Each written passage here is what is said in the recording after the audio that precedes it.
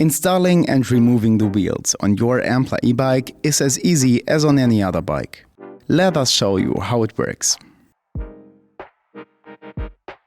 Our front wheels have a through axle which can be removed against the direction of travel.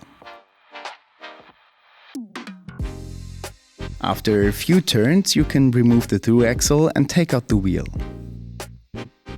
When reinserting the wheel, guide the disc carefully between the brake shoes.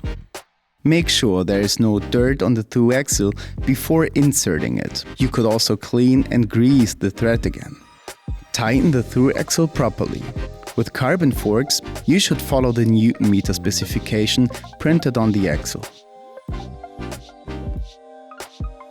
Shift to the highest gear first, which means onto the smallest sprocket, so there is less pressure on the cage. Important step: unplug the motor cable and release it from the guide.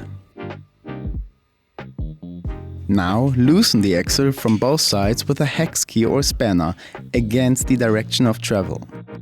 Hold the wheel firmly in case it comes off abruptly. You have to unscrew the axle nuts completely. Now carefully pull the entire rear derailleur straight, as shown here, and remove the wheel at the same time with the other hand. The wheel should follow along with the chain when removing it.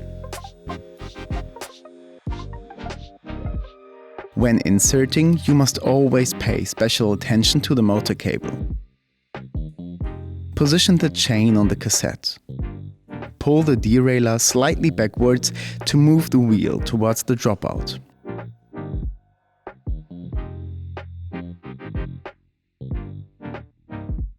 You can now provisionally screw in the axle nuts by hand. Now you can tighten the axle nuts in the direction of travel. Make sure that the wheel is properly set in the middle and does not rub against the mudguards. Now you can pull the motor cable through the guide again and plug it together, arrow on arrow.